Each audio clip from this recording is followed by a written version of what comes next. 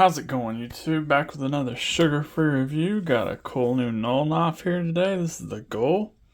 Got number 264. Check out the packaging. Nice box. You got your COA. Mine was made August 25th. Got a couple stickers. Believe that's it. Yep, that's all.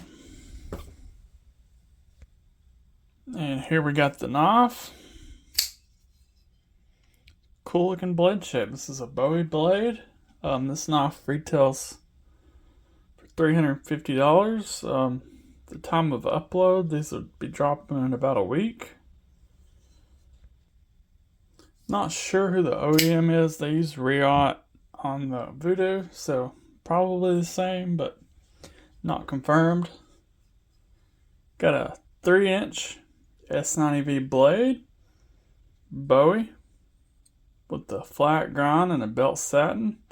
Not sure why he didn't go with hollow grind again, like the Voodoo, but is what it is. Still cool. The HRC on this S90V is 6061, which is right where it should be, unlike with M390 and 20CV, which is 6162. S90V is good, a point lower, but you can run it higher. Yeah, you got a 0.115 blade stock or 2.9 millimeters. Let's check out the factory edge.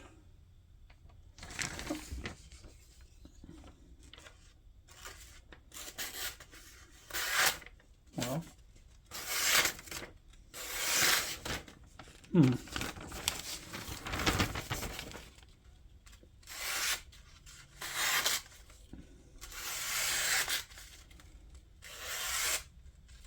sharp. There's just one bad spot.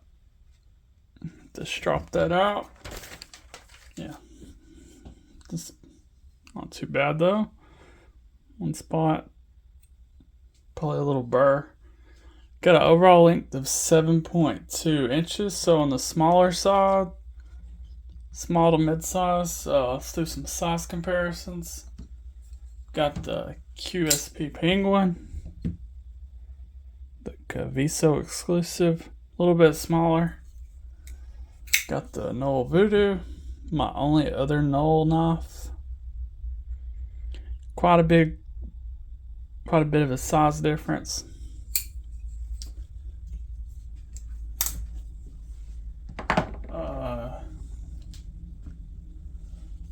I got CGRB Bowie Pyrite.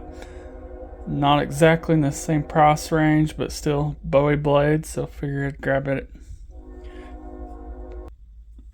And we got the Kanu Django. A little bit bigger. Still very similar on the blade shape.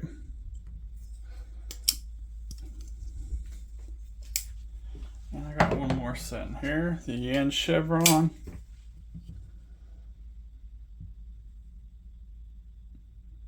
Just a little bit bigger, but close.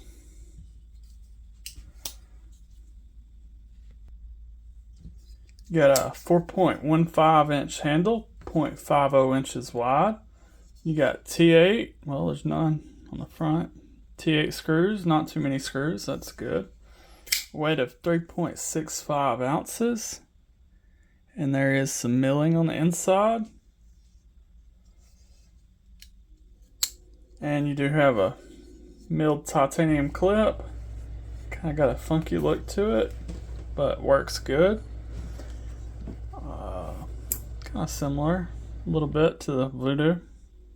Goes in and out of the pocket just fine, works good. The handle, milled titanium, anodized blue.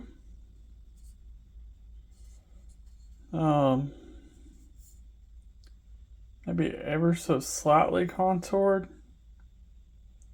It's kind of hard to tell.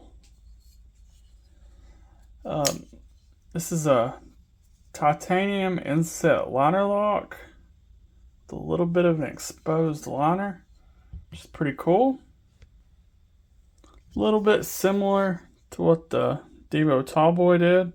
I wonder if they've got that idea from them. Not quite as extreme, still. Yeah, you got a steel lock bar insert, and you do have a chamfer over here, so you do have good access.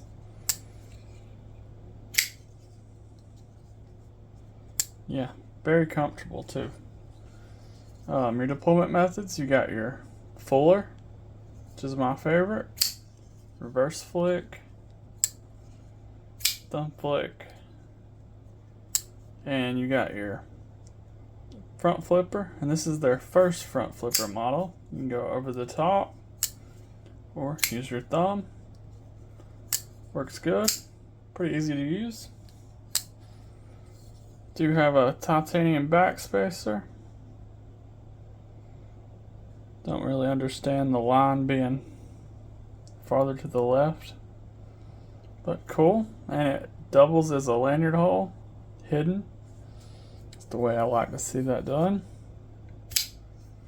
And do have a, it's like a pretty good sharpening tool. Blade does come down pretty thin, so once I get that burr out, it'll be pretty sharp. In hand, knife is a bit small, so if you have bigger hands, you're not going to fit into this. You're going to be back here past this part, so I don't know how that'll be. So yeah, wish the knife was a little bit bigger. Got plenty of jimping. Don't feel the clip in hand though. Don't really have a whole lot of dislikes. Nothing really glaring I can think of. We'll say that they charging $10 for ground advantage shipping on this is kind of rubs me the wrong way. Shipping should be free when you buy a $350 knife, or at least the actual price that it costs to ship it, which is half of that. But anyways, cool knife.